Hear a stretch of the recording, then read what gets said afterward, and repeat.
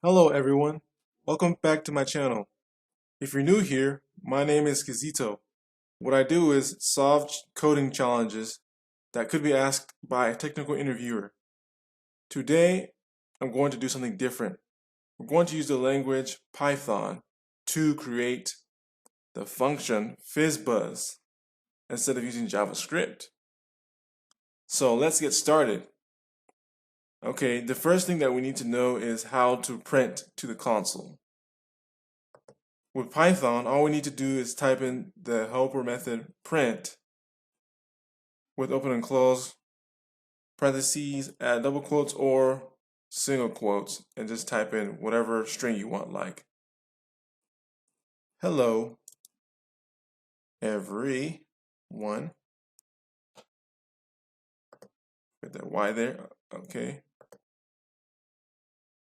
And then to access the console, we're actually going to go to the terminal and type in Python, which actually is Python's IDE mode inside of the terminal. Okay, so let's go ahead and print out hello and press enter. There you go. To exit the IDE, all we need to do is type in exit with open and close parentheses and press enter. And okay, so let's go ahead and clear the terminal. Okay, now let's get started creating the FizzBuzz function in Python. All right, now to create a function in Python, it's different from JavaScript. In Python, all you need to do is type def and then the name of the function. We're going to call this one FizzBuzz. And then give it a parameter called num for short for number. And then instead of adding open and closing curly brackets, all we need to do is add a colon and press enter. Now inside the body of the function, we need to have an indentation, just like that. Next, we need to type in the for loop. Now in Python, the for loop is a little bit more different from JavaScript, but you'll soon realize that JavaScript has a similar for loop as well. So let's go ahead and continue. We're going to type in for I in, and we're going to use the helper method range in Python. Range, and then put I. So pretty much what range does is we want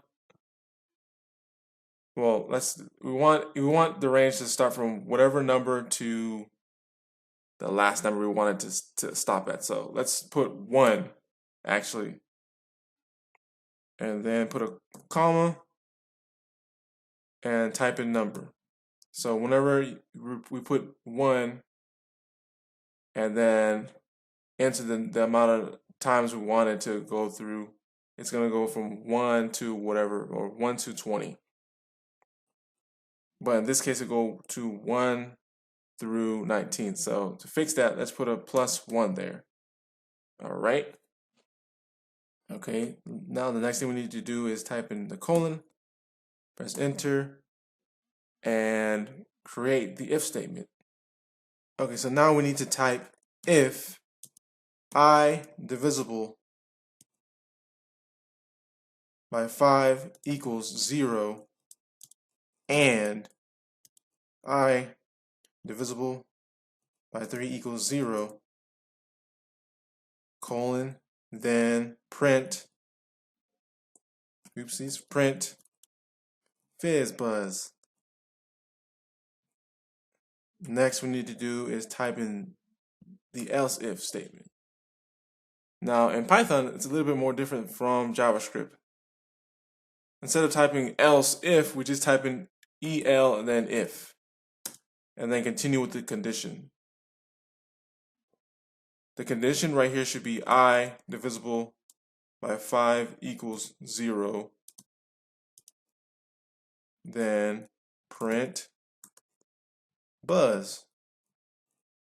And we're just going to do the same thing. If I divisible by 3 equals 0,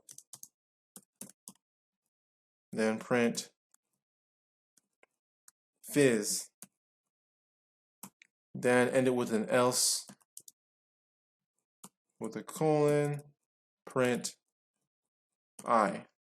So whenever I is not divisible by 5, it will just print out the number I is equal to.